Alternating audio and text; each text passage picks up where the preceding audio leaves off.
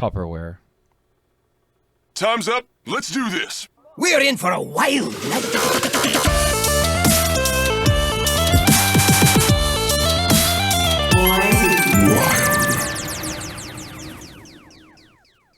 Welcome, everyone, to episode 248 of Born to be Wild, a wild Hearthstone podcast where we have fun, hanging out with friends, talking about the wild formats of Hearthstone, and spotlighting members of the wild community.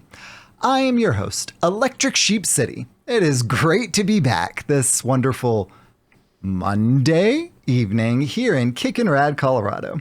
I am joined by a fellow hosts, Hydralisk.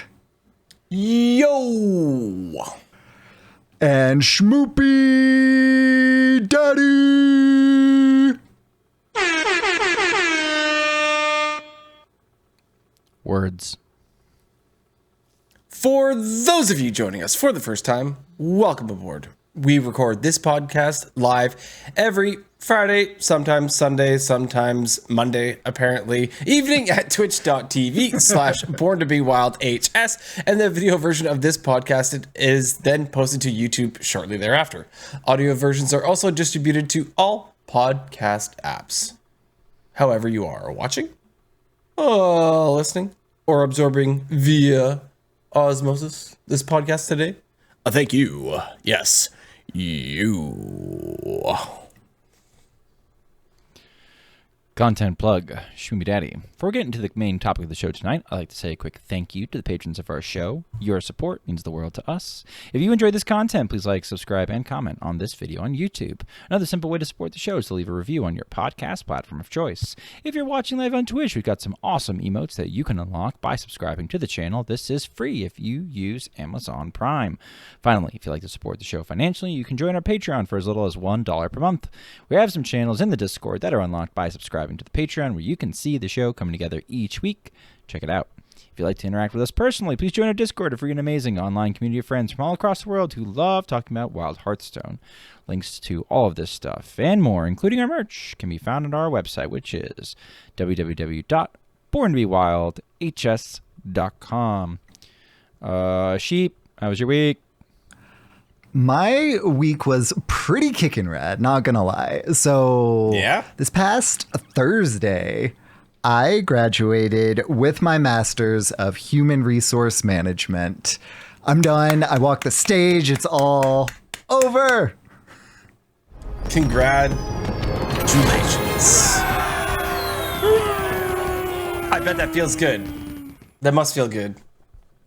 You know, it still hasn't really sunk in, to be honest. Like, it's like, oh yeah, I did this thing, and then it's like, okay, but then parents and in-laws were here, and then they left, and then yesterday was Father's Day. We'll get to more of those things, and then, you know, today's Monday, and it just hasn't felt like a break at all yet. So like this week, I really look forward to it finally starting to feel like what a new normal might feel like.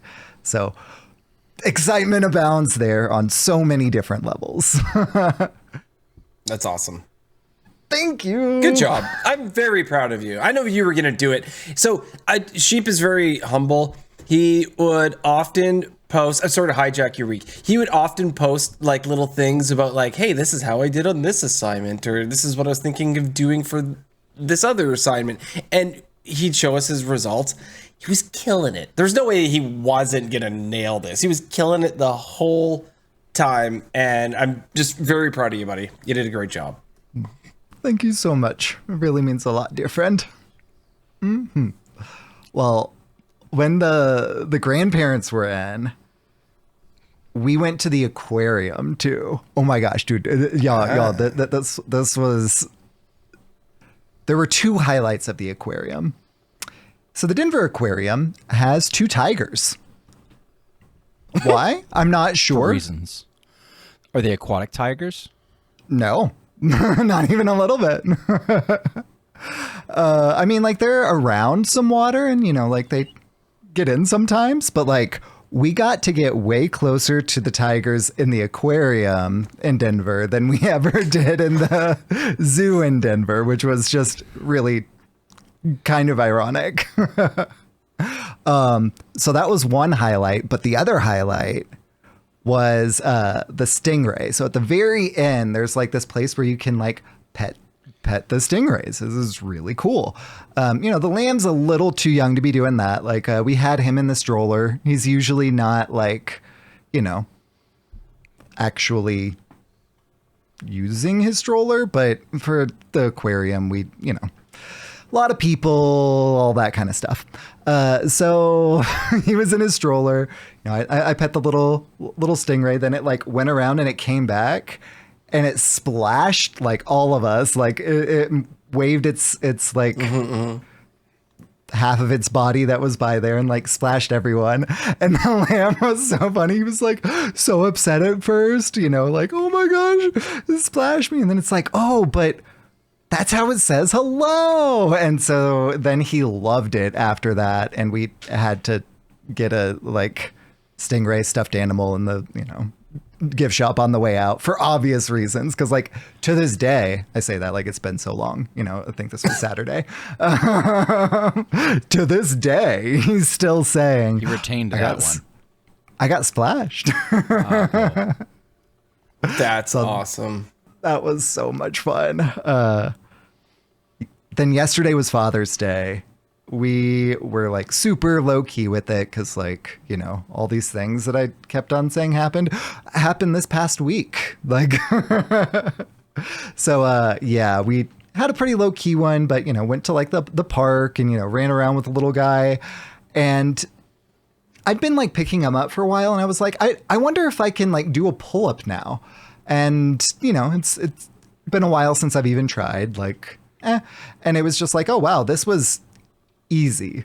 So it's like, okay, I'm gonna keep on like chasing after that little guy. I think what Anchorman was saying the other day was like completely nailed it. Just like chase after the, like, try and be present and interact with what they want to do, because like, the natural progression by the time they get to mini Hydra's age, I want to be able to like do things that I couldn't do when I was his age that he wants to do. So I want to do that with him.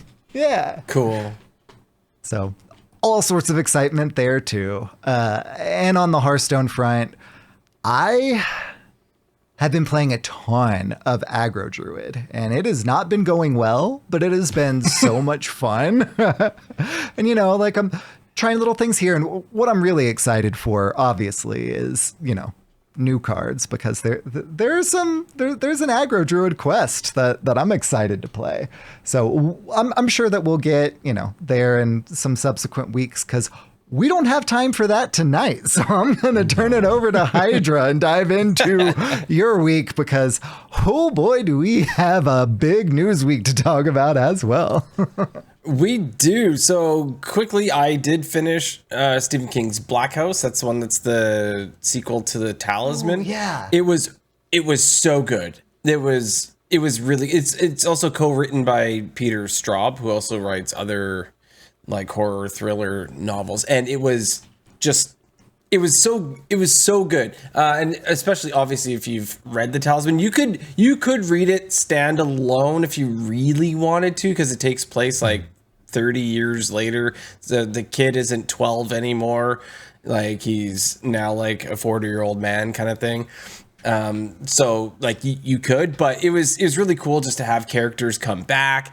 And it's also very Dark Tower adjacent. And so I've noticed in this little stretch of books, every book has some sort of Dark Tower tie-in. Like they're like 5 in a row, like have them. There's just like so much. And even if it's not like the whole main plot, there's something there. Right. So then I moved on to, From a Buick 8 by Stephen King. And so this one, if you've never read anything Dark Tower, don't even bother, because it would seem so weird. So, you know, Christine, about like the haunted car, right? Mm-hmm. So From a Buick 8 on the surface looks the exact same. It's about like a car that's got weird powers or something. But it's not. It's like the Buick 8 is this weird sort of doorway to other worlds than these, right? And so it's Yeah. I think I see a pretty clear connection. Yeah. And so if you've never read any Dark Tower book and you just read From a Buick 8, you'd have no idea what the heck was going on. Plus, it's also a reference to a Bob Dylan song called From a Buick 6. So that's cool too. Yeah. So then I've lots of reading going on. I'm trying to catch up because I fell behind earlier this year. So I'm now on to Cell by Stephen King, which the movie came out in like 2016 and it's got John Cusack and who else is in it? Samuel Jackson, I believe. And it has the worst rating of like any Stephen King movie you've ever seen on IMDb. It's got like a 4.4 out of 10. Like it looks awful. No. It just looks awful just based on the ratings alone. I never watched it at the time, but I started reading the book and it is basically a different take on a zombie apocalypse where it gets spread through your cell phone. So like if someone called you and you answered, it like We're cooked. it like We're done. Transmits. GG's.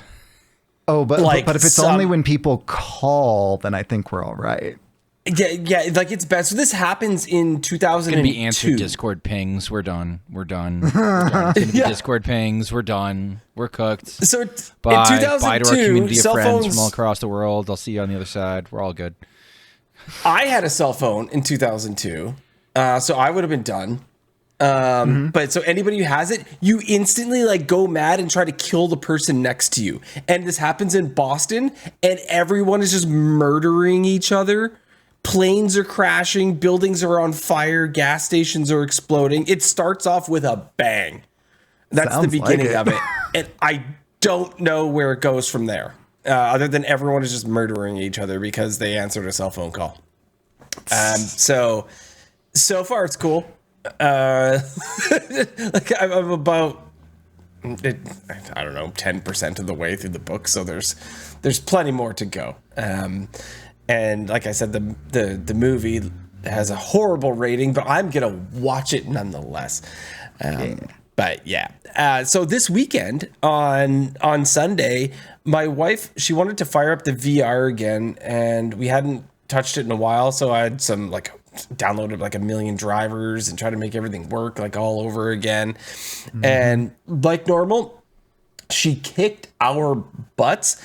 I don't know what it is, but my wife is the queen, the absolute queen at playing Beat Saber on VR. She does everything on expert mode and she beats them. Like, I'm not saying that like she tries expert mode. She beats them on expert mode. Unfortunately, what do you mean? What's Beat Saber? What's Beat Saber? I don't know. What's Beat Saber? Oh, Beat Saber. Okay.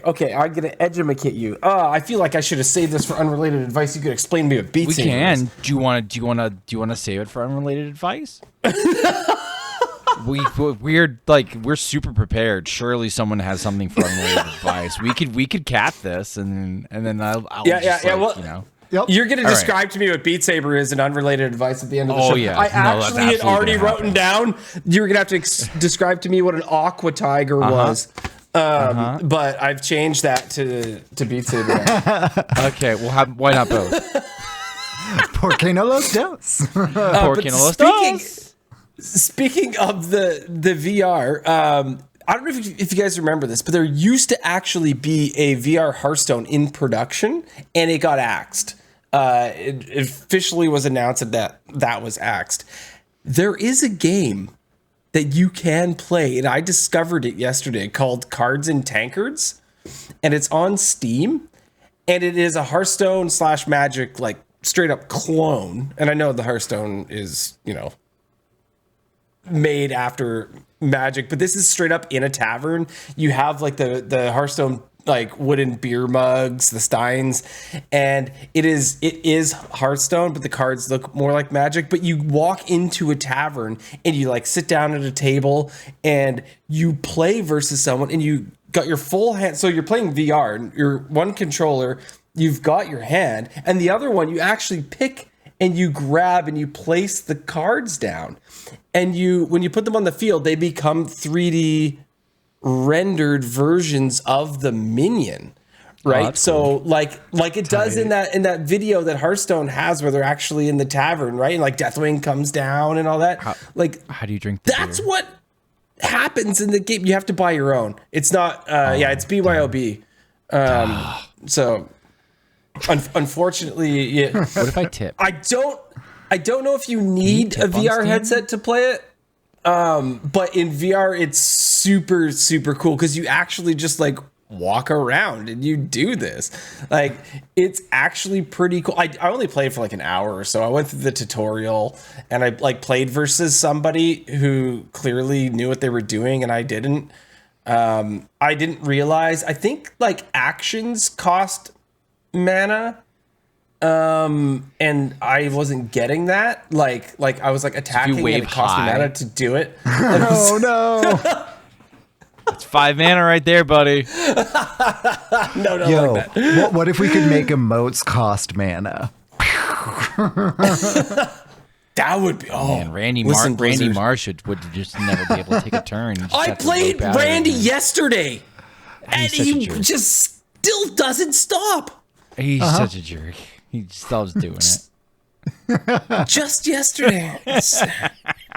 I don't know, man. But anyways, loves doing it. as soon as I played this Cards and Tankards game, I have to figure out how to set up a stream where I could play it like VR, because I think it'd be funny to have people watch me play it and fail or something like that, just because like learning new mechanics and all that. It's pretty cool. It's pretty cool. I have no idea how many people actually play the game compared to Hearthstone. It's probably way less, but it's pretty cool. So I'm gonna try that more. I also, speaking of trying things more, I did play Arena, and we could talk about that later too. Not extremely successfully though. But I'm gonna keep trying because I didn't get my 7 wins to, go into the pro league. So I'm gonna have to play another round or two to make sure I get there. But enough about me and my week. Schmoopydady, how was your week? How was my week? I was trying to look up quickly how many people play Cards and Tankards. Okay, so Schmoopy update. It's been 2 weeks. Right now, the thing that we are dealing with is Schmoopy has a blocked salivary gland. Has this happened to anyone? Do we know? So no? you can't salivate? No, so like we don't know if it's like a stone or inflamed or bacteria or what, but like, part of the side of his face just sort of swelled up and we're like, hey, what's that? And he's just like, it hurts. And then we poked it and he's like, ow. So now we're like, okay, so what's going on with that? Right? And like, when it's late at night, it's Schmoopy. So like when it's late at night, he's like, oh, I'm never gonna sleep. It hurts so bad. So that's kind of like, my life. We brought him to the ER and the nurse said that it's actually more common than you'd expect. And so his medicine is like sour candy. Like literally she's like, go out and get some lemon dots. Just sour candy, things that would make you pucker. Things that like, drink stuff out of a straw, like try to clear the blockage. It's a canker sore. If it's a stone, pass it, right? Like just like doing her best to unblock it. And so like he's been eating like lemon ropes and sour Skittles for like 48 hours. He's a pig and you know what? Like he could care less. Has he tried warheads yet? Because we tried to find some. We tried to find some because like we are products of the aughts and the late 90s. But no, we could not find warheads. I think the Zoomers can't handle them, and Alpha, like Alpha's too coddled. So like we're just like we're gonna have to go find our own warheads, like the real. What about world. lemon wedges? Just suck on a lemon wedge. Is that a weird like Canadian candy? What is a wet? Oh, you mean like the actual fruit lemon? There, we actually had the first time. We have I don't know. Listen, Blister guy, get it, Schmoopydady, for not knowing what I was talking about right there. Oh I'm gonna get ballista-erd. I'm no, like so over here looking for my Warhead Pop Rocks, which are just like over there. oh well, yeah, you know, lemon I wasn't even wedges. paying Yeah, attention. I was like half paying attention, and I knew what he's talking about. don't you know about lemon wedges? And like, I don't. I don't know what you guys got. I don't know what you guys got up there. There's all sorts of off-brand weird stuff that's like, oh, we kind of have this. It's true. It's different. Anyway, so that's what he's working on. But he's doing okay. Why did I write slowing down? I don't know. Yeah, Hearthstone. Are you slow? Hearthstone is Like you're just yes. slowing down? 1000%. Without question. Without freaking question. No, so like I just feel like this expansion. Just something about it. I don't know if it was the low power level or what. I'm watching everything slow down across like my stream. Like I feel like it's a good stream, and then I look and like the turnout is not quite as high as I expected given the activity. The YouTube is sort of slowing down, the views are slowing down. Like there's always sort of like, if you're a content creator, you notice like a rhythm to people's interest in Hearthstone, and towards the end of expansions, it always sort of wanes a little bit and then it picks back up, and then like new cards come out and it kind of explodes, and then like it waxes and it wanes, and like this is just a normal cycle. But I feel like we're hitting it so much sooner with this expansion than other ones. I feel like the mini set barely happened. Like, yeah, we had to deal with like Phoenix Rogue and Wild for a little bit, but it wasn't like the Hearthstone caught fire because of the mini set, and the mini set was like so cool and interesting. It was just kind of like, yeah, all right, cards came out and like they're okay, I guess. A while. I didn't think we had it for a week, did we? Yeah, maybe, like I don't know, but like it just like it was around, and then like I think people are just like a little bit in like a little bit of a lull, and we're starting to see new cards, and I am optimistic the next set is going to be much more interesting and have its own little impact on Wild. I'd be perfectly happy with a couple of tier 3 decks. I think we're going to see a couple of tier 1-ish decks get some support. So I don't know. I'm just sort of waiting for that. I think I'm in like the new cards waiting room. I'm not normally in the new cards waiting room. You guys know this about me. I'm normally in the dreading new cards and what fresh hell awaits room. But no, I decided to get out of that room because like it smells a little bit, and nobody's emptied the trash in a while, and the ventilation's not good, and I'm pretty sure I got a dust allergy in there. So I'll be in the new cards room for a little bit. It's a little bit fresher here. There's more people. It's a little more crowded. Nope, there's not a lot of, deodorant being worn, so it's a little more uncomfy in here. But I'd say it's fine. It's fine. Anyway, I ran a Spartan race, which I'd never done before. I had ran a Spartan race. I signed up with Schmoopy Mommy. Schmoopy Mommy was like, "Hey, my kickboxing studio is doing the Spartan race." And I was just like, cool, can I do it too? And she's like, what, really? I'm like, yeah. I've always wanted to do a socially acceptable obstacle course for millennials, and so that's what we did. And in my part of the world, it has been a rainy spring. And when I mean it's been a rainy spring, I also coach soccer. I coach Schmoopy soccer. I coach all levels really because of my past experience. I've been pulled in to coach like 14, 15, 16, 17-year-olds. I've coached 6-year-olds. Basically, the guy who's kind of starting up the program is just kind of like, all right, yeah, we're just going to pull in Schmoopydady. He at least knows what he's talking about. Even if I don't do necessarily the drills that he's doing, it's always adjacent with the skills that he's trying to push. So he trusts me enough. He's just like, yeah, right, it's great. We'll just let him, he go nuts, go on, go out, do your own thing. And so it's been like rainy, and the guy who runs the program is stressed. He's been like, we play soccer in the rain. Well, not when it's like 4 inches in an hour, and like the field can't take it, and it's soaked, and we want to play on these things in the fall, and we don't want to turn them into barren like dirt pits that get baked in the summer and get too hard. So don't treat them like we did in the late 90s. That's going to be a recurring theme tonight. So we've had to like cancel and like redo a bunch of stuff because no, we don't want to make a bunch of mud. Well, the Spartan race said to hell with that. And so we ran in a bunch of mud, like a ton a ton of mud, and it was very muddy. And I don't feel like I can accurately describe the amount of mud. Muddy but like Daddy. at one point I was walking through water, and then I became acutely aware of like the waist deep water that I was walking through was in fact mud at some point. I don't know when the transition happened, but at some point I was just like covered in mud. And you know, it was a 5K race. It was supposed to take us roughly an hour and a half. One of the women in my wife's kickboxing studio had arthritis in her hips, so she was obviously a little bit slower. My wife stayed back to help her, and so I stayed back to help my wife, because Shmoopy Mommy was a decent athlete in her prime, but we're both 36, and she can't jump over a 6-foot wall, so she needs somebody to step on. So I let my wife step on me to get over a 6-foot wall. And things like that. So like, we needed help along the way, and so it's sort of like a team dynamic to get through the course. It took 3 hours. Wait. We were covered in mud. Wait. Yes. How did you get over the 6-foot wall? I jumped. Nice. I'm just picturing you leaping. I jumped. I got on my elbows, and like I'm pretty fat, so I had a really tough time like getting that foot up there. But I did get I got my toe up there. I got my big toe it's up there. It's like a and pride then thing. I Like you like had to clipped. get there, right?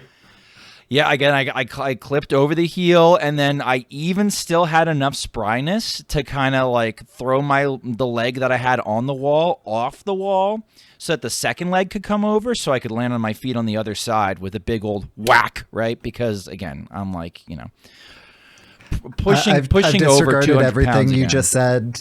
I've disregarded everything you just said, and am envisioning you just leaping over the wall in a single bound. No, I'm thinking of like absolutely. like There is no grace. There is no grace. There is picturing, no like- dignity. No Do you guys dignity to remember be had John about Candy anywhere. and Stripes? Go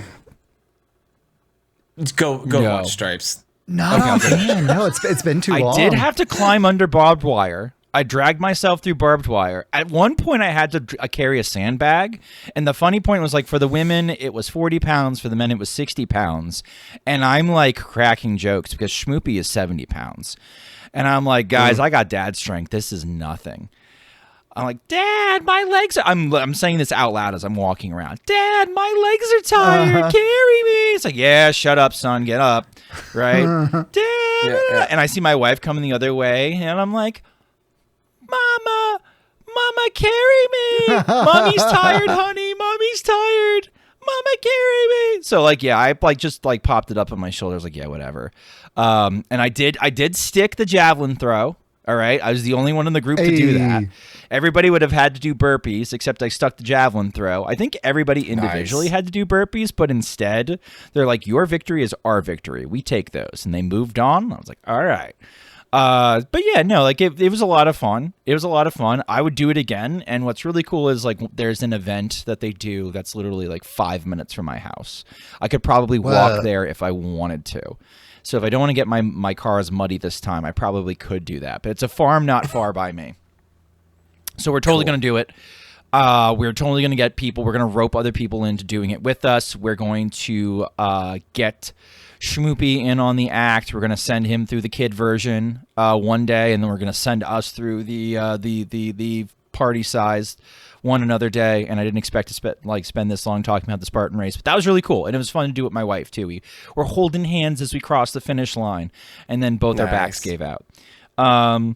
Father's Day weekend was cool. The best thing that my wife could have ever done for me was basically like take the kids. She took the kids basically the entire time. She was like, all right, I'll take them to gymnastics. You'll coach them at soccer. But like I woke up on Saturday morning at like 9 o'clock. I sort of like stumbled around. There was no one. There's no one in the house. Right. I don't drink coffee. So like I drank water and like tried to find my bearings, my orientation, my purpose in life. I made my way up here. I edited some stuff for YouTube, and then my wife was like, "Hey, when are you gonna come over and coach Schmoopy?" And I looked at the clock, and it was like 1:15. I was like, "What the hell happened?" So like that's like how you may have undiagnosed ADHD. It's like I don't know what. My wife's like, "What did you do?" I'm like, "I have no idea." I don't know what I did. I just I no clue. I didn't. I just no. Yeah. No. I existed. I basically existed, and the day passed, and that was it. I had no purpose and no focus, so it was just like, So that was really cool. And I'm very familiar with this phenomenon. Yes. Yeah. And then the next day we went over to my father-in-law's house, which was really cool. He's really nice. He served me scotch, and so we drank scotch with each other and enjoyed each other's company. And like all her family was over, and for once Schmoopy wasn't like a wild man, and he had like hidden a little pillow for it. And we're like, "You good, dude?" He's like, "Yeah." I'm like, "Okay," and that was nice. Nice. And last but not least, because my week's been going on for a while, no leaks, don't tell anyone. This is going to be a secret between us and the people listening live and the people who listen to the podcast regularly. There's going to be like a THL Pride stream that hasn't been announced yet, and I don't know what my time slot is, but I'm very excited to do the THL Pride stream. And raise some money for a good cause for the Trevor Project. But like, I don't know my slots and don't know like the exact date. So like, it's a little bit of a leak, oopsie poopsie. But I haven't shaved. I haven't shaved because I've been waiting for the stream to shave, because last time I had the idea, if I wanted to raise a certain amount of money, I would shave my face to represent a loading bar. Right. And so like I'd start on one side and I go through. So if we've raised like 50% of the money, I'm going to have half beard, half not beard. And I've got a pretty bushy beard at the moment for those of you listening at home. It's fairly puffy. Mm-hmm. It's soft, but it's puffy. Tom says those eyebrows look quite nice. He wants me to shave my eyebrows. He's been aiming for me to shave my eyebrows ever since the last one. Oh wait, I refuse. It's summer. I'll have no students. It'll be summertime. I'll have 2 months to be able to grow my eyebrows back. Tom, it's not happening. Yeah. It's not happening, Tom. Because Tom, I get to do something that a lot of wild players do, and that would get in the way. Anyway, what's the news? It depends on how much you donate, Tom. No, no, he can't donate enough. Welcome to the news. The news is so good. And there is, in fact, a lot of it as well. So starting off with on June the 2nd, we had an announcement of adventure calls from the lost city of Ungoro, Hearthstone's next expansion. Journey to Ungoro. Yeah, buddy. Classic. So we're going back to Ungoro Crater, or the lost city of Ungoro. That one. So what are we getting in Ungoro? Well, one of the things that was best known in Ungoro is quests. We're getting them again. So quest spells are making their return. They highlight the Death Knight quest, which is a double blood, 1 unholy rune. Quest spend 18 corpses, reward Tyrax Bone Terror, which is a 5 mana 8/8. Undead beast with Death Rattle, open Terror's Grave. It has Death Rattle, resummon Tyrax. So then Terror's Grave is technically a 5 mana location. Like all location, or like a lot of locations, it has 2 durability. So deal 4 damage. That's what each one does. And like it mentioned, the Death Rattle is resummon Tyrax Bone Destroyer. So 8/8, then 2 damages of, or 2 turns of dealing 4 damage, and then you resummon your 8/8. You do have to take, of course, that turn off in the middle, because that's how locations work. We've seen a couple of the other quests since then, and most of them don't revolve around a location, which I think is a good thing. Because it's a little confusing, but it's cool to have that in Death Knight. So yeah. took some risks on some of the quests too. Well, again, there will be a whole separate episode where we go through new cards and what we think of them. But like, they definitely took some risks on some of the quests. I think some are definitely better risks than others. We'll see. The warrior one in particular has created a lot of fervor in the community as far as like, is it good? Is it bad? Yes. Is it interesting design? Questionable. But it's a fun dialogue at least. And I feel like we've already, even the cards that are like, we would say are kind of bad, we've had more discussion about and more hype about than anything I think we saw in, unfortunately, the Emerald Dream. So like again, I'm excited for the new stuff. And to talk about the warrior quest just a little bit, I agree. It's going to be terrible, but I want to play it so bad. Like it looks so fun. So it's like one of those kinds of things. Is it really? Reddit is terrified of it. They're like, it's so OP. What the heck? And we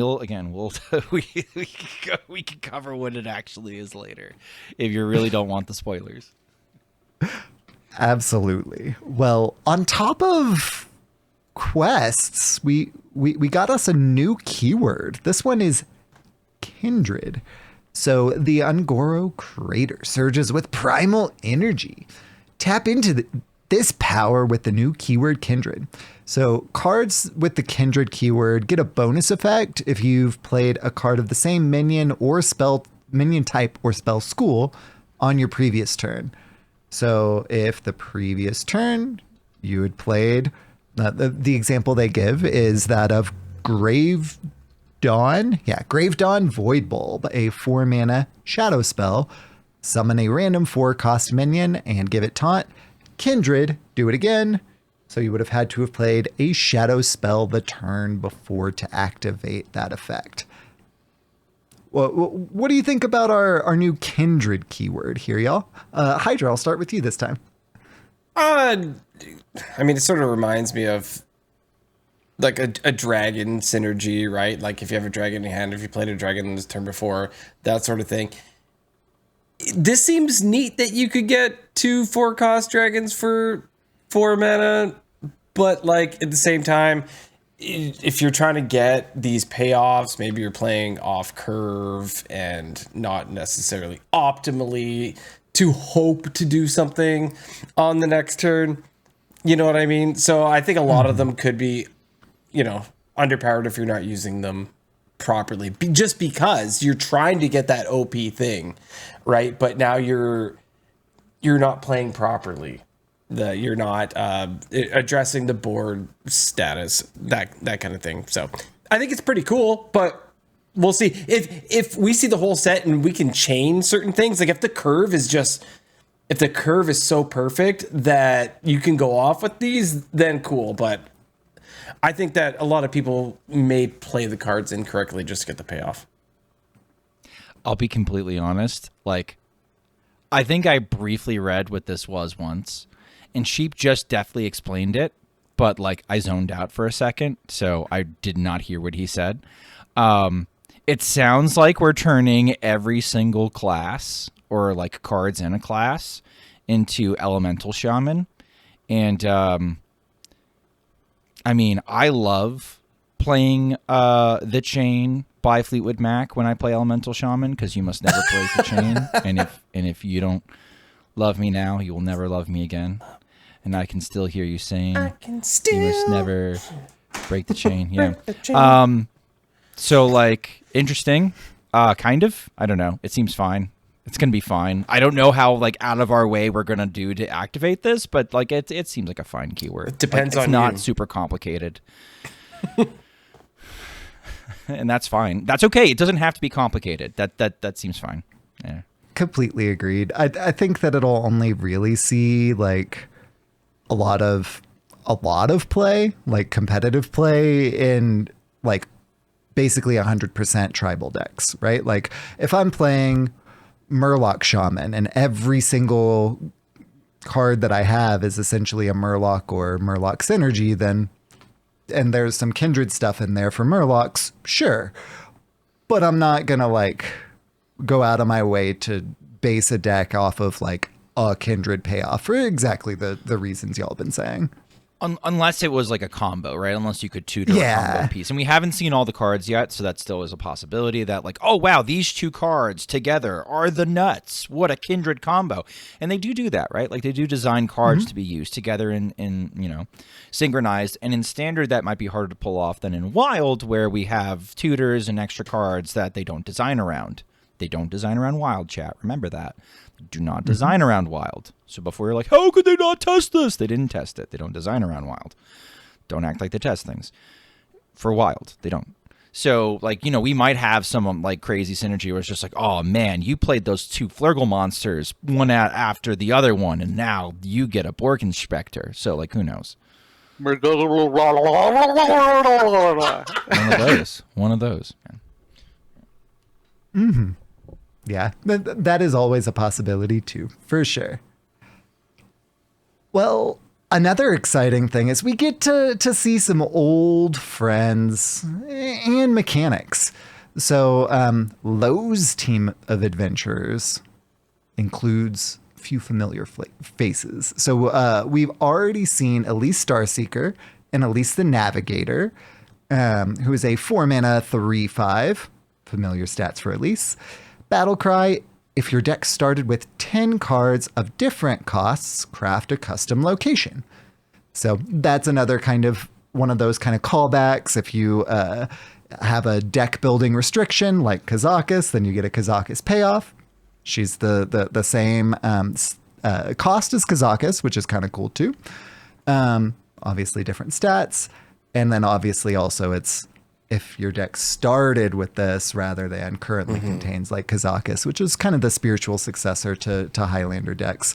But this is a really interesting like wrinkle to that where it's like 10 different costs. So that seems like a fun thing. I don't know that like the payoff will be worth it, but I'm going to play it. And they can't mess with you, right? Reddit. So this isn't like if they... Like your deck started this way, so there's nothing that they can do about not having duplicates or like, shuffle in things. Like you're good. You built the deck. You're good. You can do this. Have you seen the Reddit like meme about this? It's just like how you build your deck, and it's like 0, 1, 2, 3, like up to 9, right? Me, how I build my deck. There's like the Ceaseless Expanse. There's like Molten Giants. There's Shirvala. There's Mountain Giants. It's like we are not the same, and it's Gus like doing the tie. It's pretty funny. It's just like nice. Let me do all like the crazy, stupid, high-costed mana stuff instead of like the very logical low curve stuff. Yeah. That sounds incredible. Well, we've also seen that Spirit Singer Umbra is making her return, but we'll get there a little bit later too. There are some other kind of familiar things going down here, what they call reliving iconic stories. So the story that they've given an example of, so there are 7 of these story cards in the Lost City of Ungoro, and each one harkens back to quests that were undertaken at like the first time that we were in Ungoro. So the example that they give here is Story of Carnassa, which is, of course, a hunter card because Carnassa's Brood. That was the original hunter quest and all that good stuff. So this is basically the payoff of that. Shuffle 10 1-cost 3/2 raptors into your deck with Battlecry. Draw a card. And they look even like exactly the same. They even have the Journey to Ungoro. That quest was terrible. Yeah. Oh, yeah. It was so bad. But they've got like that expansion's like inlay in there too. So I think they're using the exact same token, literally exact same token. Do you remember back in the day? I think that this is why Life Coach quit Hearthstone, because he said that the hunter quest was going to be so overpowered, like just so incredible. And then of course it was not. It's now a 2-cost spell that we can run 2 of. That's how horrible that quest was. It's just a 2-cost spell that you can run 2 of. That's hilarious. It was And so back bad. then, it probably still would have been bad as this. So yeah, I opened this quest in gold, and so I was like, I've got to play it, right? And I tried. I tried. I probably won with it once. At least in the once. end, it didn't even matter. But in the end, it didn't even matter. No. Awful. So I'm excited to see some more of these stories that'll kind of bring back some of those quests that probably weren't, OP at the time, and just like be able to play the payoff. That's pretty neat. Don't get the 5 mana 8/8 with it, but still pretty cool. We are also going to be finding our way to fortune with maps. So maps are, you play a map to discover a card. And if you play that card on the same turn, then you'll get to pick another one of the options. There are 6 of these maps in the Lost City of Ungoro. So the one that they give our example of is that of Rogue, the cultist map. So it's a shadow card. Discover a card from your deck. If you play it this turn, also pick one of the others. So that's pretty neat too. Busted. We'll talk about that Miracle another time. Busted. Miracle Rogue, anyone? Yeah, that's how you get Miracle Rogues, chat. You don't want ants or Miracle Rogues? That's how you get ants and Miracle Rogues. I'm scared. That is the map to exactly how you get that thing. And finally, they of course announced that you can pre-purchase the Lost City of Ungoro. So like usual, there's the mega bundle. That one has 80 packs, 10 golden packs, and 1 random signature legendary, and 1 random golden legendary card. Also 4 tavern tickets, Spirit Singer Umbra card back, and Warlock hero skin. So Cool. That's what's in the biggin. In the smaller of the two, the standard is what it's called, pack, you'll get 60 Lost City of Ungoro packs, 2 random legendaries, and the card back. If you get both of those things, then you can purchase the sequence. I wanted to call it the signature bundle. It's the sequence bundle. The sequence. Yes, we saw this before. Yeah, this is a new thing from the Emerald Dream, but they're continuing it here. And that is includes 10 of the golden packs, 30 of the regular packs, and 2 signature legendaries. So pretty good value there if you're a signature hunter or golden card hunter.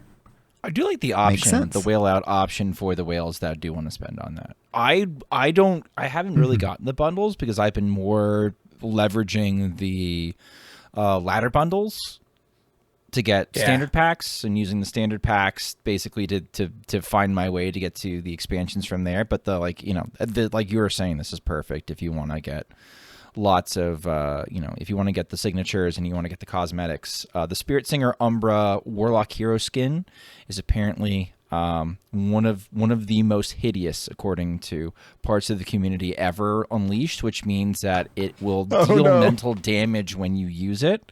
So if you do pre-order and get it, use it early, use it often. Rules are rules. Rules are rules. Well, also on June 2nd, we had the patch notes for patch 32.4. That's right. So first of all, they go over that the Lost City of Ungoro can be pre-purchased. We just covered that in the end of the last one. We're not going to go over it again. They do talk about, however, how you can log in now and get Endbringer Umbra for free. So that's still the case. If you log in, you can get Endbringer Umbra, who is a 7 mana 6/6 with the battle cry. Trigger the death rattles of 5 friendly minions that died this game.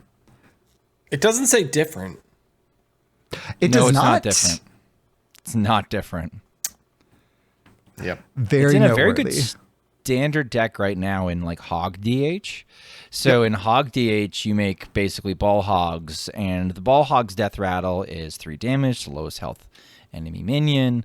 I don't think it keeps the lifesteal, but like, you know, so like the Ball Hog dies and the Ball Hog has lifesteal, so that's nice and it sticks around. But then also there's a minion that prints Ball Hogs, and so you're printing Ball Hogs and while also Ball Hogging.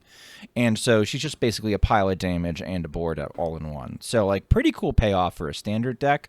I have long-term fears that she will be kind of busted in wild at some point, especially since Murmur's in the format.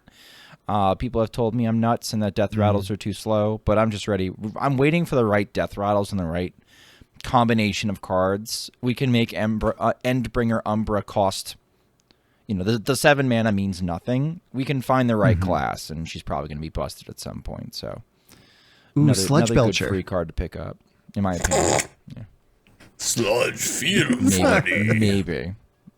That's not a good option. I Probably was joking. But maybe. But if you are listening to this from the future, after patch 33.6, you can still get Endbringer Umbra.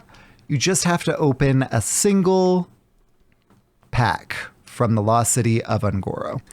So you won't be able to just get it for logging in anymore, but you can still get it for 100 gold instead of, 1,600 dust. So Imagine they make you noteworthy. hike for the pack so that you get the immersion experience. Like you have to go to Ungoro in order to. It's like, all right, go get it. Like it's free if you get it, but you got to go get it. Journey to Ungoro. Perfect. I've been holding it back. I want to say it so many times. We're gonna get DMCA'd. We're gonna get DMCA'd. I swear, Ben Brode should just like. He should just do one.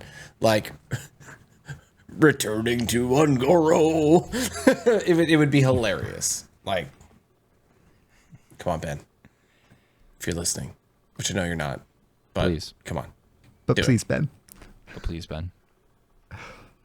Well, something exciting about the shop is that you can actually go there right now and claim 2 Blob of Tar for free.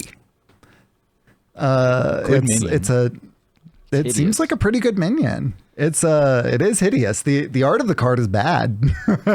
By bad I It's mean ugly. hideous. It's a good rendition of something bad ugly. looking thing. Right. Linny Exactly. thinks it's cute. What? Linny Okay. thinks it's cute. Yeah. I don't see it, but To each different their strokes own. for different folks. So, Blob of Tar is a 4-mana 2/4 elemental with poison and taunt. And the death rattle summon a 1/2 blob with poisonous and a 1/2 blob with taunt. So it starts with both of those things, and the death rattle prints both of those things, but one of them has taunt to protect the one with poison. So that's kind of cute too. And annoying. And how? So just like the other, just like our Umbra, it's available in the in-game shop in patch 32.4 and 33.0. Robust blob. After patch 33.2, you'll also unlock Blob of Tar when you open a Lost City of Ungoro pack. So if you are from the future, you open up Lost City of Ungoro pack, you're going to get 3 free cards in addition to the ones you already got. That's pretty neat. And they both simulated seem that. like good. Yeah.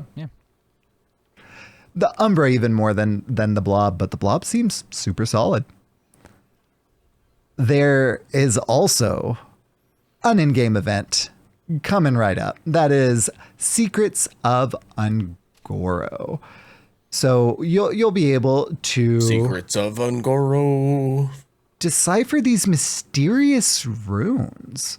They can be found around Ungoro craters from June 17th, that's tomorrow from point of recording, to July 8th, Crack the codes to complete event quests and earn event experience on the special rewards track. Complete the rewards track to get 2 Sharp-Eyed Lookout. That's an event set epic. 2 Golden Sharp-Eyed Lookouts. So the same thing, but in gold. 2 Dissolving Ooze from the Lost City of Ungoro. It's a rare card. And 2 golden ones. And finally, 2 Lost City of Ungoro packs and 2 tavern tickets. Sorry, 4 the Lost City of Ungoro packs and 2 tavern tickets. So a lot of stuff to be gotten from this thing. And if you're dumb like me, just copy somebody's homework. That's what I always do. Wait for someone to figure it out, and then just copy their homework. So I know its name means the card text will update in game to tell you what card it will draw. What? Oh, that's the Sharp-Eyed Lookout. Sorry. Yeah, that was it's the explanation of one of the cards. There we go. Yeah, it's the text at the bottom of of Sharp-Eyed Lookout. I know its name. Draw a card. It costs 1 less this turn. I know its name. So that I know its name means that the card text will update in-game to tell you what card it will draw. So that's pretty cool. Oh yeah, that's kind of busted for like Holy Wrath. Like you can kind of do some silly shenanigans. Yeah, interesting. I forgot about that card. Ew. I'm back so you to can fearing. basically scry. I'm back to fear. I'm going back to the other room. This room has too many people. Let's go back to the fresh hell room. And this card you get for free. It's an epic that you don't have to craft because you get it from completing this reward track. Not only that, but it's technically not in the Lost City of Ungoro. It's technically in the gift set. So oh no. So how can we that get it also in the means future? it may rotate later. We can in the future get Sharp-Eyed Lookout and Dissolving Ooze by opening a Lost City of Ungoro pack. Who could have foreseen this? Who could possibly have foreseen? Sharp-Eyed Lookout is planned to rotate out of standard with the Lost City of Ungoro, so it's going to be in for a year and a half-ish. You can tell Schmoopy's excited in standard. Super. And forever. And then it's forever in our and wild. format. Forever. So many viewer decks. But Schmoopy, it's a great card. You can tell what your top deck's going to be. That's not relevant for this deck. Stop putting it in your decks. Yeah, don't you want to top deck patches? Come on. No, I didn't. I didn't want to know it. I'm going to tilt out of my chair if I hear about it. But I know if I use Holy Wrath right now, then it'll be minus 125 to my opponent. But that's in Holy Wrath. I'm going to get it in like Reno, Pirate, Dungar, Demon Hunter, and it's going to be like a 45 mana curve, and it's just like, but Schmoopy, it tells you what your top deck's going to be. And I look, and it's going to be like a Briar Sprawn Drake, and it's turn 3. And I'm like, dude, none of my cards have text. None of my cards have text, including the one that has updating text as the turns go. I'm going to tempo that. You could always play a 3-mana 2/3. I'm going to tempo it out so quick. But Schmoopy, if you hold it in your hand, nope. Thank you. Anyway. Well, something that I won't have as much to say about because I have not yet played the new arena. But the arena revamp that y'all covered last time and new season is now live. So we covered what was going on, what was going to come, but now that it's here, how do we feel about the new arena? I'm going to go first because I think Schmoopydady is going to say a lot more than I have to say about it. So I've only done a couple runs, and I mentioned at the beginning that you need your 7 wins to get to the underground, right? And so my new arena experience hasn't necessarily changed much other than at the beginning, you get those synergies that they promise you, and I think it's kind of cool, but I got a really crappy Demon Hunter synergy that I didn't want, and I felt like I was just sort of pigeonholed into like something I didn't want to do. I don't know if anyone else is going to have that complaint, but I was like, this is now your deck. And I'm like, but I don't want to. Right. So like, I think that's my complaint is I sort of felt like I was forced into something and I didn't like it. And then I didn't win, but I also was going in with a negative attitude. Okay. But like, I was like, this is stupid. I don't want to do this.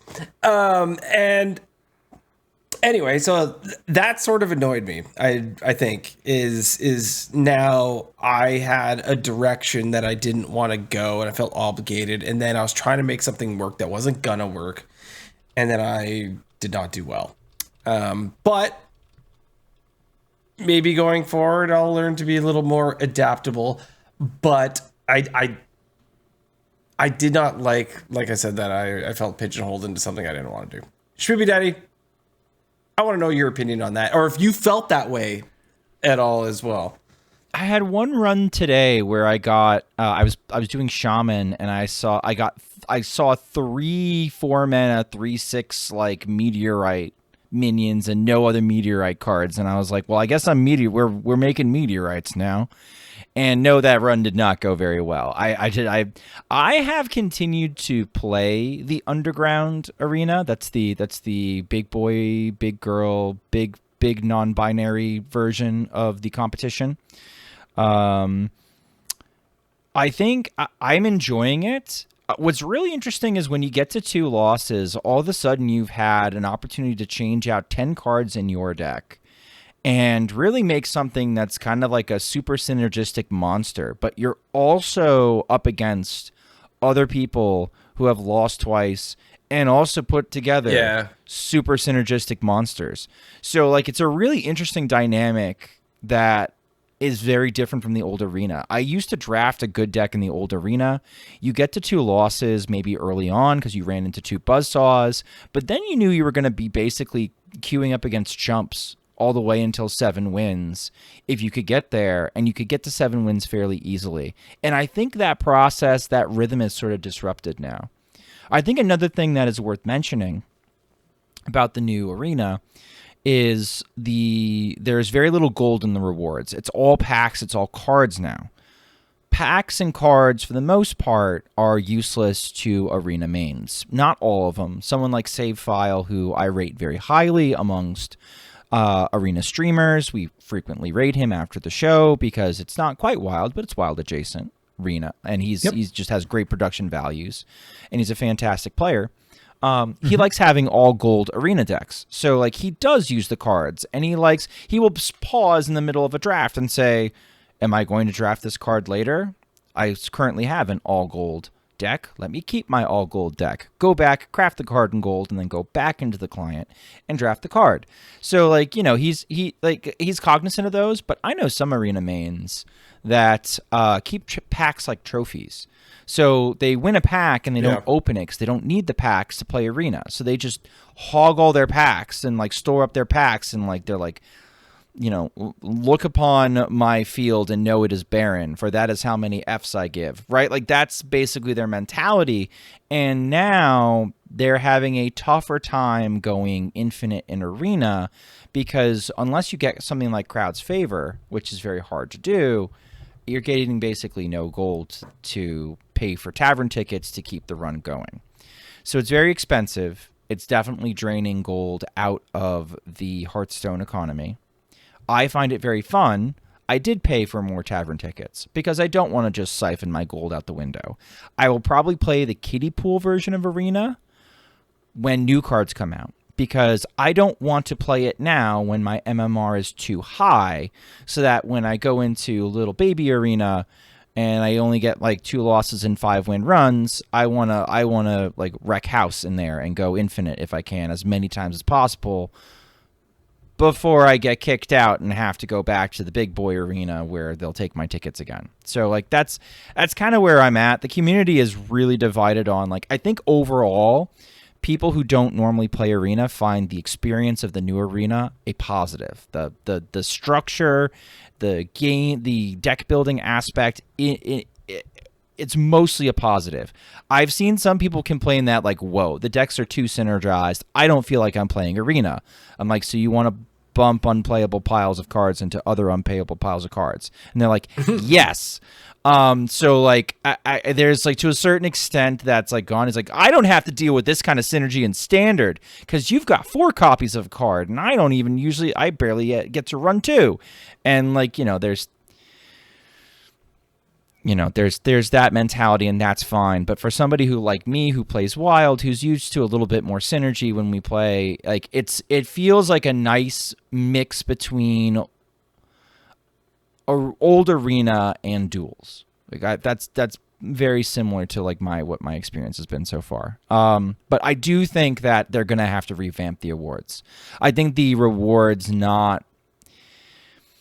Arena's supposed to be, at least Arena has become a collection building game mode. And while it's still keeping the spirit of that collection building, I think ultimately the mode itself will wither and die if people don't play it. And right now, the way the rewards are set up, it's incentivizing sort of like this rush where everybody is pumping a lot of resources into playing it now. But give some time. As time goes on, people are gonna be like, "I'm not gonna waste my tavern tickets on that. That thing's a gold pit," and people won't play it. And I think that was my fear when they first released rewards, and that's kind of coming to fruition now, which is unfortunate, I think. I do think that the devs do listen to our feedback on 100%. rewards and on quests. 100%. We've had quests change to be way harder, and then they've come back and they've put them sort of like in the middle. Like, so I think that what we need to do is what you just did, is kind of be vocal on that and say like, look, this mode is cool. Like, I've loved how you've separated it, right? And you can have like a more competitive side, you can have, the more beginner side and everything, but we're kind of just looking for something a little bit different rewards wise. Not trying to be super greedy or anything, but maybe we can just, I guess, help fine tune it by being a bit of a squeaky wheel. Like someone like Zeddy, who plays a lot of Arena, tweeted today about, he's had a lot of success in the new game mode. He's on the leaderboard. He's had a lot of runs. He bought 40 tickets. He has 2 tickets left, right? Like, it's not a mode for going infinite anymore. You're going to have to pony up a little bit in order to get involved. Mm-hmm. And so like, he's got a point. I think that's a problem. Especially considering the culture of the mode has been something that's sustainable. If you never want to leave the Arena, you don't have to leave the Arena. We don't tell people that we don't price people out of playing BGs. We don't price people out of playing Standard. We don't price people playing out of Wild. You're kind of pricing people out of playing Arena at a certain point. And I think that has to be adjusted. That has to change. Completely agreed. It's not sustainable as it is now, because even the people who are on the leaderboards, like Zeddy as an example, if he's on the leaderboards and used 38 of his 40 purchased tickets, leaderboards should be theoretically able to go essentially infinite, right? Right. Yeah. It's not a good sign. Yeah. So I have faith that they will re-examine the reward system and hopefully get it under control, because it sounds like, no, I haven't done an Arena run under the new Arena yet, but it sounds like it's really fun. It sounds like it's really fun. I still had fun, even though I wasn't winning. It was still fun. We'll coach Hydra a little bit. And I'm excited to dive in, but I also am a little hesitant to dive in until the reward structure is kind of fixed, because like I don't need current packs. Might as well wait till new cards to a certain extent. Yeah. May as well wait for new cards. Unless you want to, as Schmoopydady pointed out, I think on the last episode, because I was complaining about getting recent set cards that if there were recent nerfs, you can sort of try to farm that if you really wanted to. True. With this set, I don't know point. if there's going to be nerfs. Yeah. I don't know if we're going to get any more nerfs from Emerald Dream, guys. I don't know. If you think you are, you might be dreaming yourself. Maybe. Well, there are some Battlegrounds updates coming soon. FYI, we're not really a Battlegrounds podcast at all. So, neat. Cool. Collection update, signature and diamond cards. So for the whales among us, several signature cards that were previously unable to be disenchanted now can. So the signature / diamond card availability and disenchanting rules have been essentially simplified and streamlined going forward. So if a signature or diamond card is sold directly in the shop or obtained from packs, you can disenchant it. Otherwise, it is not. So the otherwise examples that they give are like reward tracks cards. You can't disenchant those, even if they're diamond or signature. Achievement rewards, and the bonus diamond card that is included in golden mini sets also cannot be disenchanted because it looks like technically from this thing that is, I guess, a like bonus rather than like one of the things that you're buying with that. So TIL myself today I learned, but I mean, I guess that makes it more straightforward. Okay. Sure. There we go. Sure. It lets people free up dust, right? Like it lets people free Yeah. up dust for cards that they don't want. It gives them the option. You want to do that? Go for it. Good change. Yep. Absolutely agreed. We've also got some bug fixes and game improvements, and a decent number of them for just constructed Hearthstone. Since this was the one that was back on the 2nd, these have been fixed for a couple weeks now. Not going to really go into these unless there's one that y'all want to highlight, but I don't remember any of those being particularly noteworthy. Excellent. No. So moving on to the Lost City of Angoro community events. So a few of these are pretty exciting. So the time to uncover the secrets of the Lost City of Angoro is almost upon us. With the next expansion launching on July 8th, now we get to do all of the fun, kind of like excitement building events. One happened this past Friday, and I don't know if y'all watched it, but I actually did. And that was Dinos versus Tortolans. I heard this And was it was fantastic. I heard this so was good. fantastic, so good, excellent, like pack to watch ratio. Like everybody loved it, and to the point where I will go back and look at the VOD to watch it. And the VOD is on YouTube already. So go to the Play Hearthstone YouTube channel, watch it. I'm not going to spoil who won, but I am going to say the person who I was rooting for, the reptilian dino or tortolan that I was rooting for was victorious. So it was a fantastic watch. So definitely watch it if you get a chance. Who you would have picked, but that's an interesting like insight. I'm gonna because I don't know who won, so I'm gonna place some bets on what I think you would have picked. So our dinos are, let me zoom in a little, Pangea, Garth, Morph, and Valentina. Our Tortolans are Bones, Scooter, and Lenny. Lenny, not like friend of the show Lenny. It's just spelled differently. Like pet the rabbits and squish Lenny. Exactly, like that guy. Got it. Mm-hmm.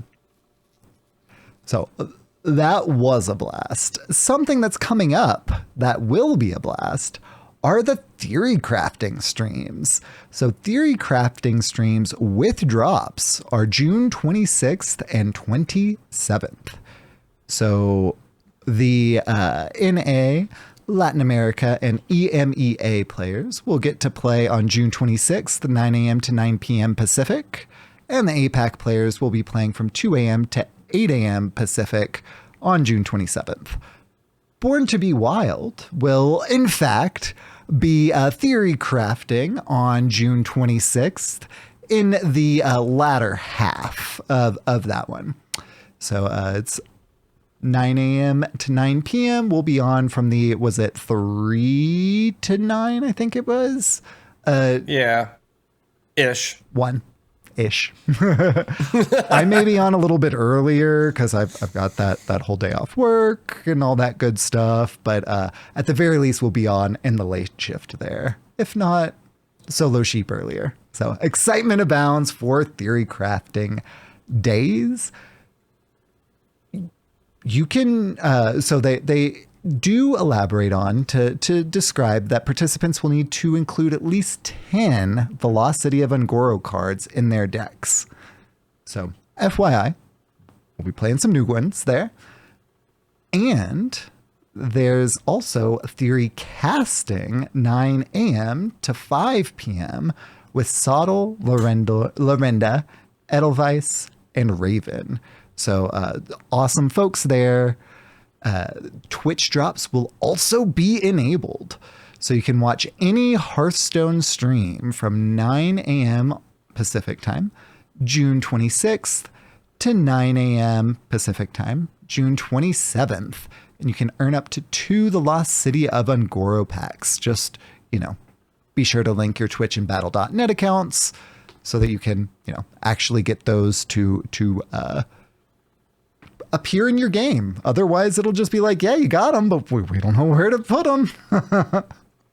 Yeah, make sure you're actually logged in. I've made that mistake of watching on Twitch before and just not actually being logged in. Maybe your browser logged you out at some point or something like that. Just double check that you are logged in, because I've totally and screwed that up. So True. it's good to check.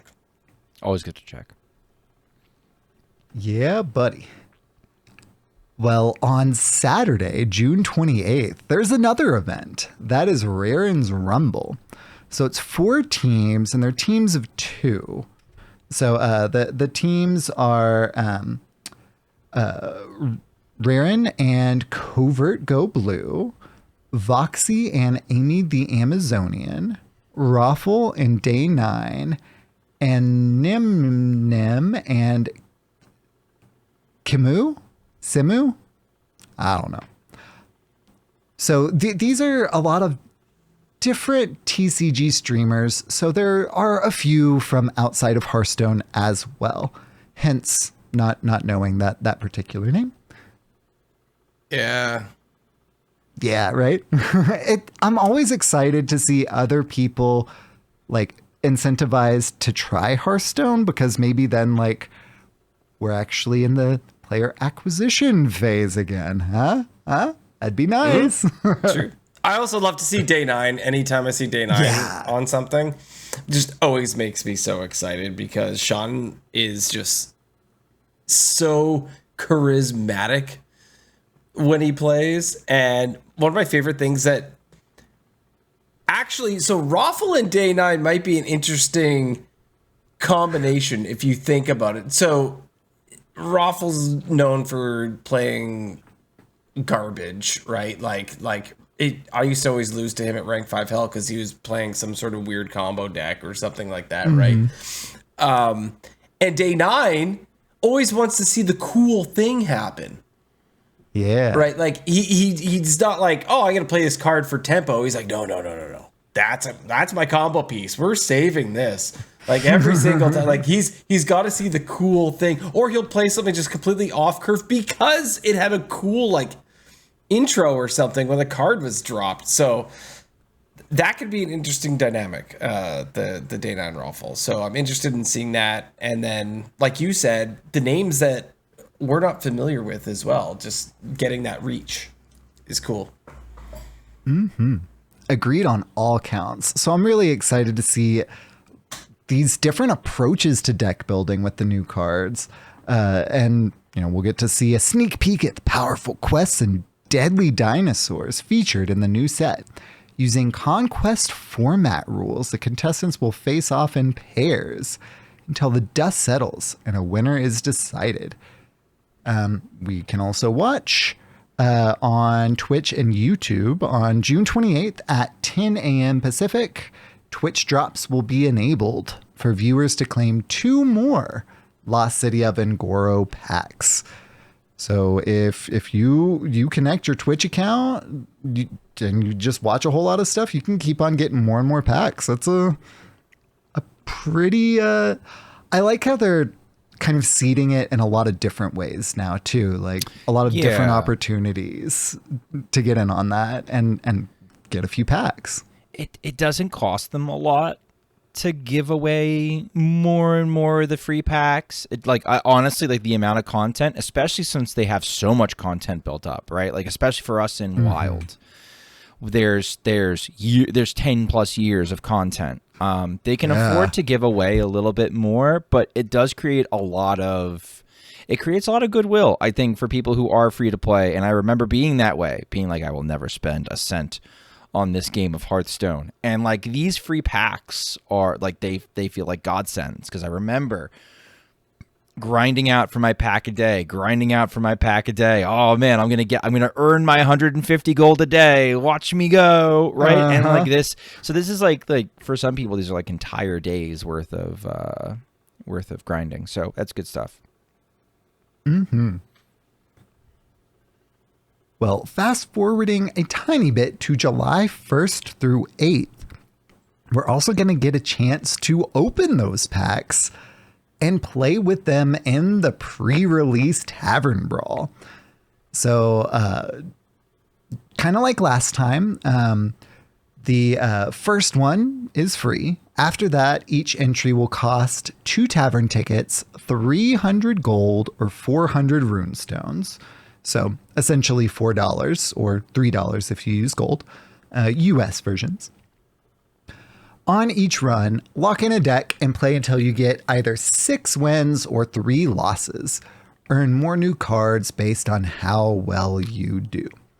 So the best kind of reward it looks like is, of course, at 6 wins, in which case you get 4 Lost City of Ngoro packs, 1 common and 1 rare, all from the Lost City of Ngoro. At wins 0, 3, and 5, we get 1 into the Emerald Dream pack. So like, that's not a particularly rewarding one. So if you can at least get 1 win, so you get double the Lost City of Ngoro packs. Obviously you want to win anyway, but this one has kind of an interesting card pool. So in this one, they're adjusting the eligible card pool to be the core set, the event set, Into the Emerald Dream, Embers of the World Tree mini set, and the Lost City of Ngoro, of course. There are 2 cards that are just straight up banned: Creature of Madness and Hamul Rune Totem. So absolutely no Imbue Druids in this one. Well, I guess you could, just not with Hamul, which would be so much worse. It's not quite the same, is it, Cheap? No, not even a little bit. So they're also actually including some older cards in this too, so making it a little bit more Wild relevant, potentially.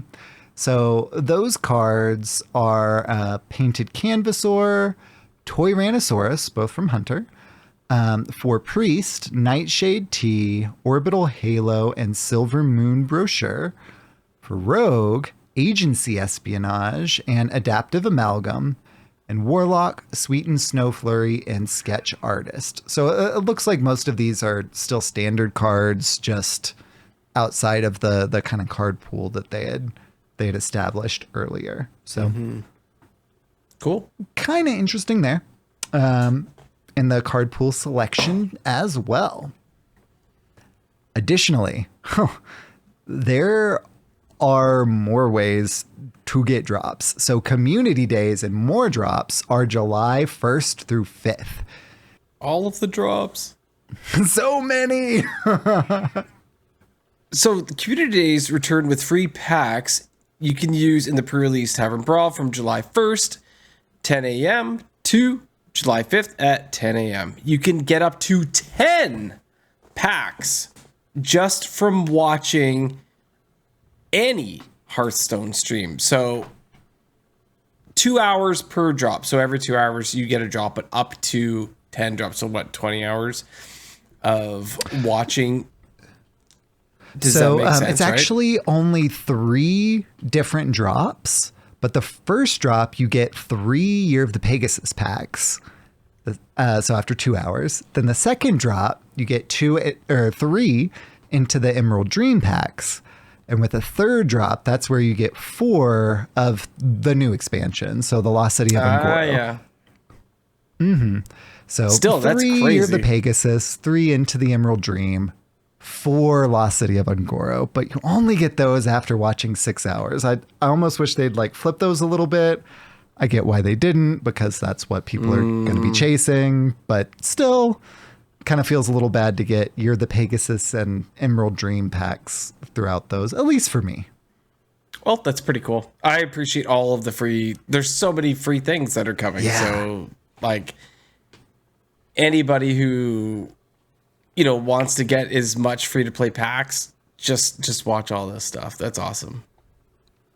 Just watch. And the honestly, the first drop being Year of the Pegasus packs could help fill in a lot more gaps than just into the Emerald Dream packs. So I like that those are the first one. Yeah. Yeah. Yeah. And then, of course, they end this one as well with saying that you can buy the stuff. So we already covered that. You know you can buy it. You know where they are. And finally, the patch notes for 32.4.2. Yes. So this brings the mid-season Battlegrounds updates, which we will not cover in depth whatsoever, along with a new legendary quest chain, bug fixes, and balance for standard and wild. So we'll start with the legendary quest chain, and you know that has already started and will be ongoing until July 8th. Play standard games to earn up to 3 Lost City of Ungoro packs, 1 gold in the Lost City of Ungoro pack, and 1 into the Emerald Dream pack. So 4 new packs, 1 of them gold. I'll take that. Yeah, it was pretty cool. That was pretty cool. And Right? not hard to complete. No, you had to win a game. You had to win a game in standard. That might take a while because we are wild players. I played Hunter and I won. Nice. What hunter did you play? Imbue Hunter Uh, or Cards Hunter? no, the one where you buff the crap in your hand, Hunter. Oh, Imbue Hunter. Okay, yeah. You played a good, Yeah. good Yeah, hunter. yeah, though. that worked. Or maybe Hand Buff Hunter, the one with the tourist and the drinks and the stuff the buff your crap in your hand, Hunter. Does that work That's what anymore? I call it. Oh. I won a game, and Okay. it just replay told me to play it when I clicked on Standard Hunter, and so I played it, and then I won. Easy clap. We take those. easy clap. Well, there have also been a number of nerfs. Do we want to start with the wild exclusive one? No, Or we do can we leave want that for to the end end. with that one? We can end with Okay. that one. Okay. Because actually, So as I'm counting, 4 of the 5 nerfs have wild impact. So it's like all Yeah. kind of sprinkled in. excellent. So we're going to, of course, start, as is tradition, with the contextualization of the dev comment. So that dev comment states that Standard currently offers a good variety of viable deck classes and archetypes, but there are a few outliers that we wanted to tone down as we prepare to step into the Lost City of Ungoro. Just like with our other recent updates, These changes are mostly to make burst turn slower and clunkier, curbing both play experience and power outliers. On the wild side, even though we targeted Draka's deck's last patch, it has continued to create extreme play patterns. As such, we're finishing the job with a concrete cap on Draka's power. Spoiler alert. So, let's dive in with Twisted Webweaver. Used to be a 1 mana 1/3, is now a 2 mana 2/3. It's a beast, rogue card. Whenever you play another minion, you've already played, draw a card. This was a part of, so in standard they were vomiting out stats on turn 3 and like 8/8s on turn 3 with this card, enabling it through shadow steps and the various bounces that we have available to us. And they were like, we were playing silly stuff like wisps and the new Phoenix card from the mini set. This was actually also enabling Miracle Rogue in Wild. The 1 mana Twisted Webweaver was also combined with something like Greedy Partner, which could be stepped and then replayed for 0 mana. But also when you're stepping it and then playing it again, if there's a 2-cost mana, card in your hand, it's also printing a coin. So in some ways, it was like almost like printing. It was -1 mana instead of -2. Anyway. Regardless, this Twisted Webweaver basically was running a brand new style of Miracle Rogue in Wild. It was borderline tier 1. It still might be a good deck, and we might even still play the Twisted Webweaver. I've seen Rogue players that I trust say funny things like, well, now Greedy Partner is also procced by the Twisted Webweaver. But as somebody who played that deck a lot, doubling the Twisted Webweaver's cost makes it feel pretty unplayable to me. I think Miracle Rogue is still going to be fine. We still play Trickster and Saladrasil, or salad dressing, as our more drooler colleagues in chat like to say, and like a Cutlass and a Shadow Step like OTZ did for West versus East, and we call it a day. But I think this is kind of a brutal nerf, at least for Wild. I think it's kind of unplayable in our format. Absolutely tracks. Before the nerf, I saw this deck all the time, and it would wreck me. I don't think I've seen that particular variant of the deck since. Bye. Yeah. No, full agree with both everything what you guys are saying. Excellent. Moving on then to Crystal Cove. It was the rogue location that used to read, set stats to 5/5. The next minion you summon this turn has its stats set to 5/5. It is now sets the stats to 4/4. I love the additional dev comment. Yeah, here. the dev comment. All according to plan. Yeah, it's brutal.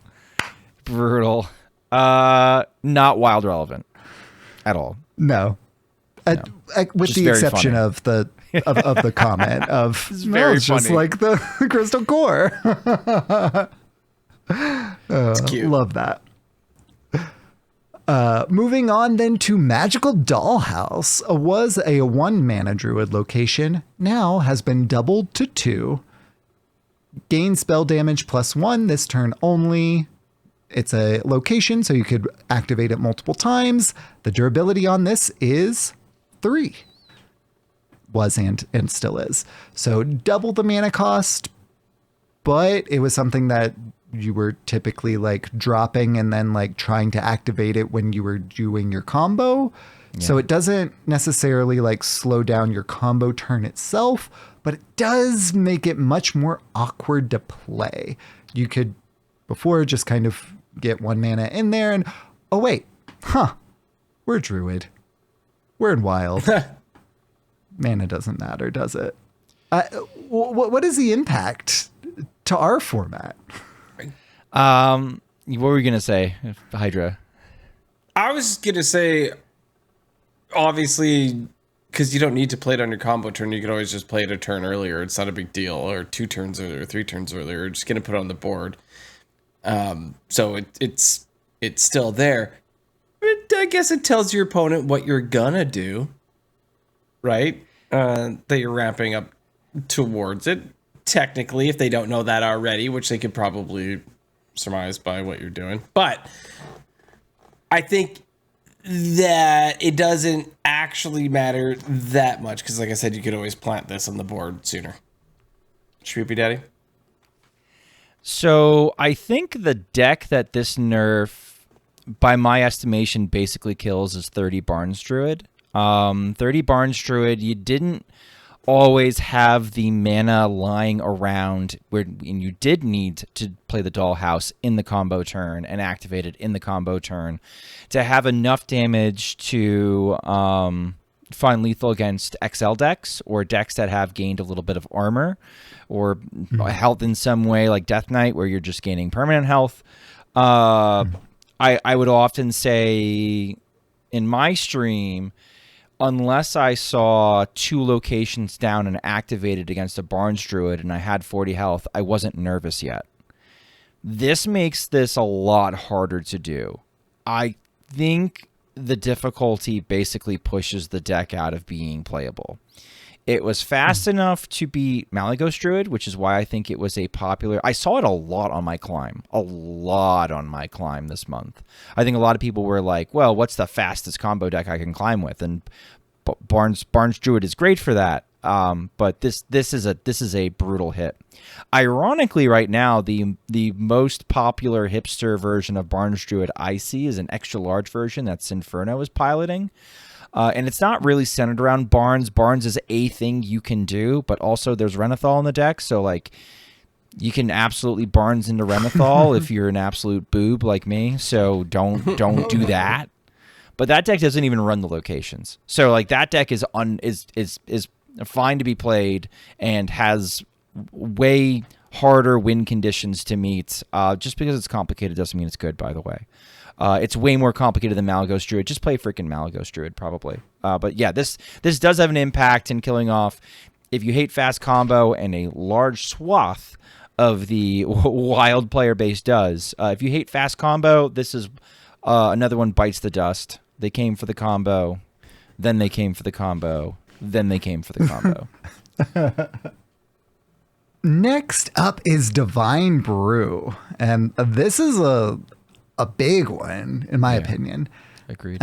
So old holy spell, give a character Divine Shield. If it already has one, give it +1 attack this turn. The new one is give a character Divine Shield. So there's no incentive for continuing to stack the bubbles or anything like that. It still has 3 drinks. It's, still one of the drink cards. But you're no longer gonna put it on your face a few times to like get additional damage. And I had a number of different times before this was nerfed of doing exactly that in our format and standard. So this is a big hit in my opinion. It makes the card much less versatile and much just more one-dimensional. What do y'all think? In my opinion, I was often using this specifically for the attack, right? Like that was 100%. That was why I was using it. So it makes it pretty garbo. I mean, Divine Shield's cool, not gonna lie, but it's a card that's designed to be stackable, hence it's a drink card, right? So it sort of guts it, in my opinion. Agreed. Yeah, kicking the Excellent. nards for Book Paladin. Librams are less likely to run this, even if there are the odd Holy Wrath Paladin running around that you want to grief by throwing a Divine Shield on your face. If you're still running light bots, obviously you still play it because you're trying to make your light bots cost 0, but there are Libram Paladins that are cutting light bots. So, probably cuttable now. Yeah, with both of those cards, Lightbot and Divine Brew getting worse, it makes sense to cut it. It feels weird. I don't like it.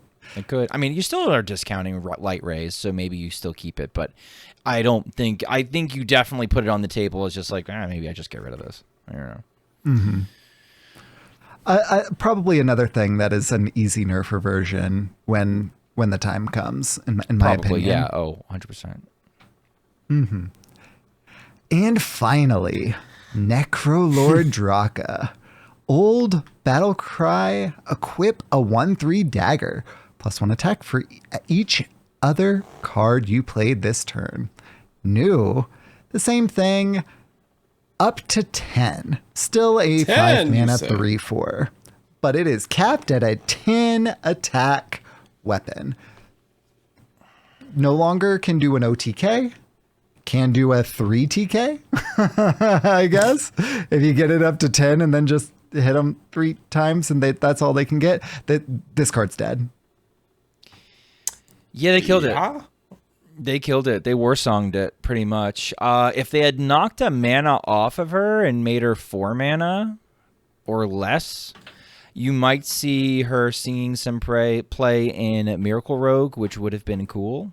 I think that's one thing that like a lot of people are kind of lamenting. They're like, damn, like they're like, this is kind of a brutal change. They toyed with this change earlier, I think, and then opted not to do it, but people were still cheating with Draka Rogue.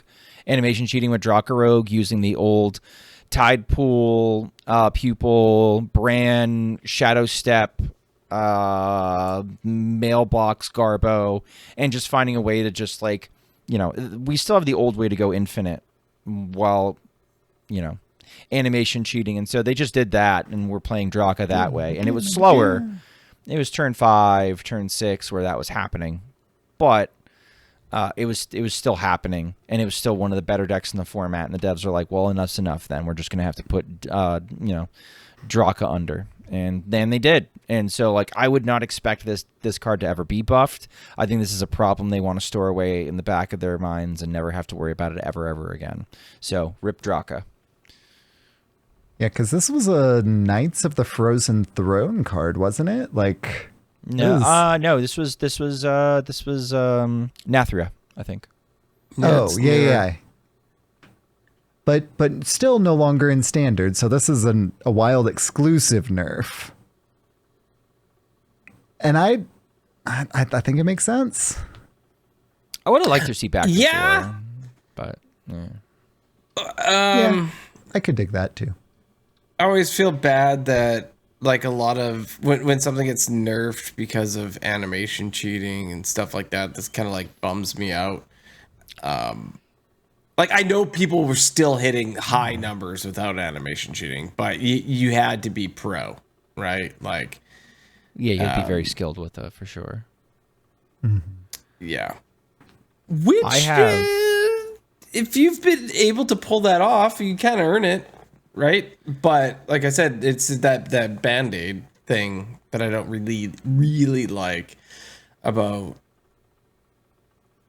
nerfing a card just because they can't figure out the root cause. Anyway, Schmoopydady, you're like chomping at the bit. I want to piggyback off of what you're saying a little bit. Thing number one, I think as a community, we would be more tolerant of combo decks if we didn't have to sit through the animations while they're happening. If they just sort of happened, I think we would be less upset with what happened than getting tilted by how it's happening. The rope's been burning forever. What the heck is going on? Like that just, they could be playing legally and we're sitting through it and we don't know we can click the cards and it's just it's a bad experience, right? Which is I think at least halfway to why a lot of these decks get hit in the first place. Like there's a reason why combo gets hit more than anything else. And I think part of it is player preference, but I think a large portion is just animations and how the client handles them. The client's 10 years old. There's limitations to what it can do. Yes, the animations are a stopgap on certain combos. That's something that has to eventually be reckoned with. Another interesting thing that I saw specifically for this nerf, the Chinese community actually called out for an actions cap as opposed to a card nerf to finally stop animation cheating. And now you can make the cap arbitrary, whatever you want. It could be 20, 25 actions, which I think is the cap that I've seen the most of. That's not going to hit most Miracle decks. Like, are you going to have one or two miracle decks, or it's just like, oh man, I didn't get to play my whole deck as a miracle rogue. Oh no, right? But that will help cards like these, like Draka. You could unnerf Draka, change her back to her original text, if you just made the cap something like 20, 25. Yeah. Do I want to get hit by a 25 attack Draco dagger? Probably not. But if it saves the card, if you make it 20 attack and I'm playing an XL pile, now we're talking like you have to hit me twice. And I have to not have some sort of answer for it, right? If it's a 30 deck, you still have a turn. You're not guaranteed to be OTK'd. I think there's some sense to that. I don't know how easy it is to implement something like that, but I think it is an interesting talking point. I mean, wouldn't even 30 actions technically keep it from being an OTK, because the 30th card would be Draka, which would make it 29? I think it's too cute by half, right? Like they're trying to limit it. They're trying to limit it and give some breathing room. It's like, oh no, they didn't kill me. They set me to 1. Like that Reddit article writes itself, right? Like that's we don't need to do that. We don't need to do that for sure. But I kind of want to read that Reddit post. Not incorrect. Let me rephrase that. I kind of want to listen to Schmoopy read that Reddit post. What do you think, Hydra? How do you feel about an actions cap? What are your thoughts on that idea? I feel like it would have made my Shutterwalk days a lot better.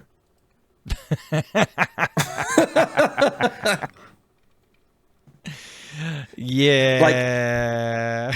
True. Yeah, final answer. So, like normal, all of the nerfed cards will be eligible for a full dust refund for 2 weeks following the patch. And be sure to search your collection for refund to pull that up quickly. Always initiates that for me. And I had a decent amount of dust, but I didn't keep a spare Draka. I had some Divine Brews, some Dollhouses, some Coves, some Weavers, but those are all rares and commons. So the Draka, no extra there, was, it kept it from being a huge haul, just a couple thousand dust. Yeah, just a couple thousand. Yeah, I didn't actually count. I was just fast on disenchanting them because I don't know. I did not take it before and after. I was just pushing the stupid button. Sometimes when you're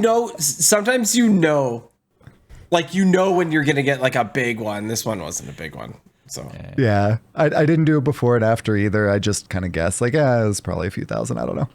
It could have been just 200. I have no clue. I only know because I was close to 0. I went from close to 0 to more 3,000 and not 0 anymore. So it's about way more than 2. Way more than 2. Agreed. Well, this patch notes then go on to explain some Battlegrounds updates. Like we mentioned at the top, we are not going to cover those. They did do some bug fixes and game improvements. They did some arena tinkering and fixed a bug with Endbringer Umbra. So that was good too. But I think that I have a pretty interesting question that we're going to get asked here, though.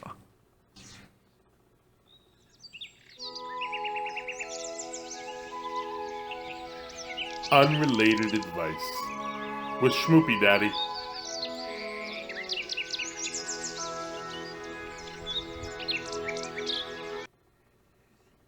Schmoopydady. Hydra. Hi. We talked about our weeks earlier, like we normally do. We did. And I had mentioned something. I guess sometimes I forget that years have gone by and maybe things have been forgotten or whatever. But I used to talk about something called Beat Saber a long time ago. Mm-hmm. And yeah, apparently. And so you seemed really like confused at the two words that I used. Beat Saber. You did not know what that was. So I'm gonna have to ask you, and I shall hope that you've done no research in the last hour and a half or so. I have not. Excellent. What do you think Beat Saber is? Oh, okay. So it's really simple. It's like this Dance Dance Revolution style fencing game. So a saber is a legal division of fencing. It's a heavier sword. My grandfather has to use sabers. So I imagine it'd be like there'd be like some sick techno beats, right? Like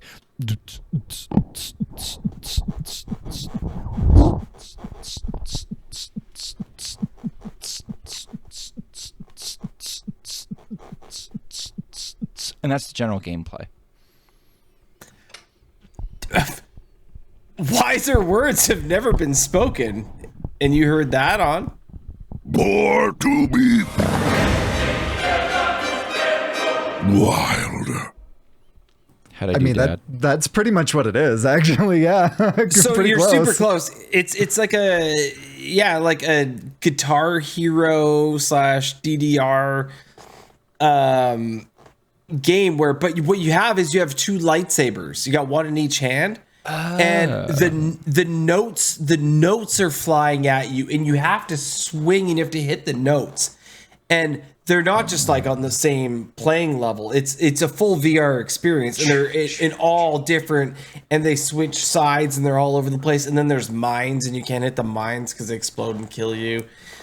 You've got like a life total, and you have to make it to the end of the song. And it's not all techno, but yes, there is lots of techno. But this weekend we actually downloaded a Metallica package, which was awesome. Cool. Yeah, Bro, so we were playing like I was shooting in the Master dark. of Puppets, and You got really close. The posting And clock is Hydra right now. twice, I guess. Hydra now Yeah. can give us cute few, give us fi, give us jabba jabba jai.